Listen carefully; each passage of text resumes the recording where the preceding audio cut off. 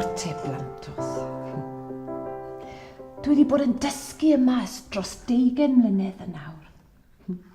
A bob blwyddyn y byddai'n gosod yr un tasg i'n disgyblion. A fyddai byth yn diflasu ar y canlyniad.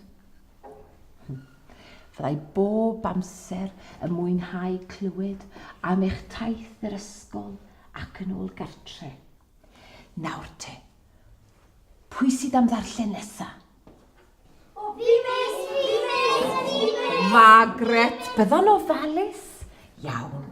Dewch i ni glywed am dy siwrne dithau yr ysgol ac yn ôl.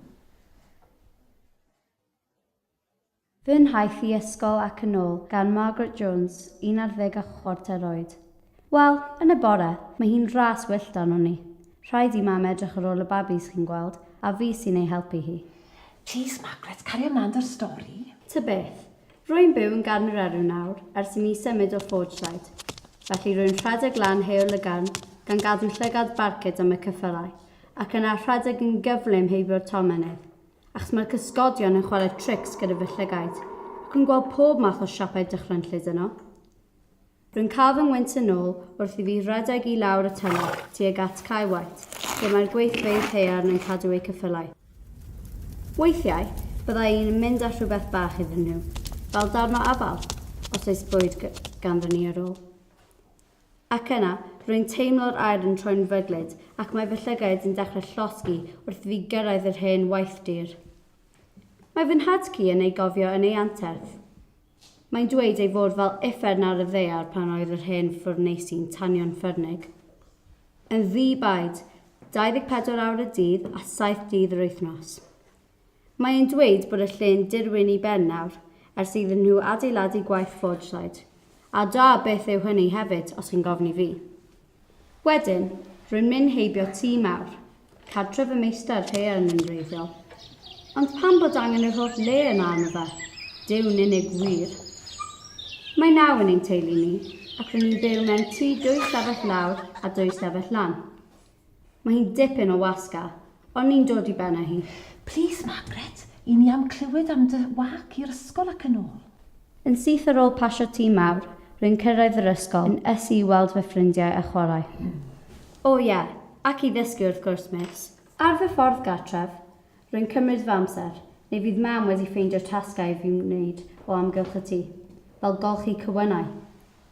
Yn gyntaf, rwy'n mynd i weld sut mae'r gwaith o adeiladu neuadd y gweithwyr yn dod yn ei flaen. Mae hwnna'n mynd i fod yn yr adeilad mwyaf hardd mae unrhyw wedi gweld. Gwell na Phalas Buckingham yn ôl mam gi.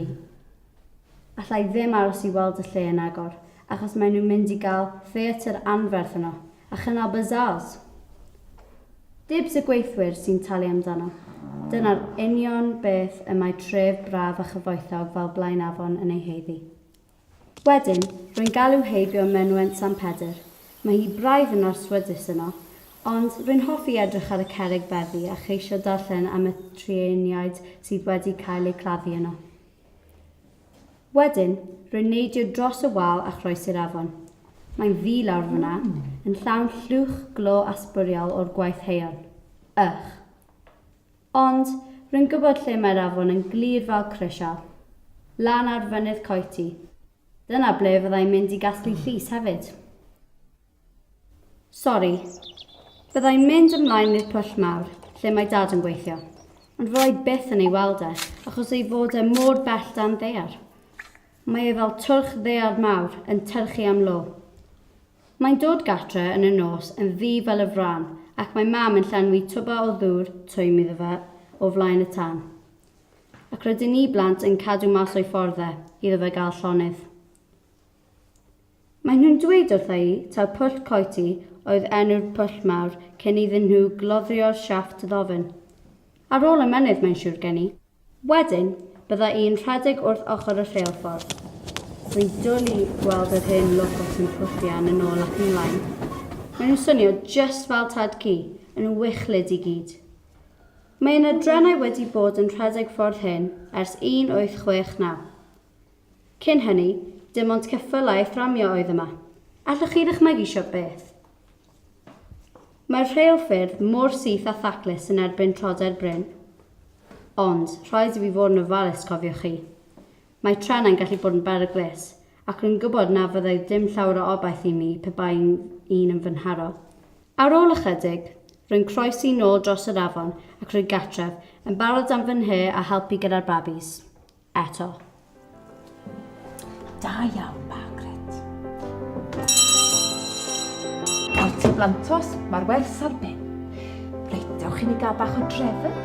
I chi yn ladies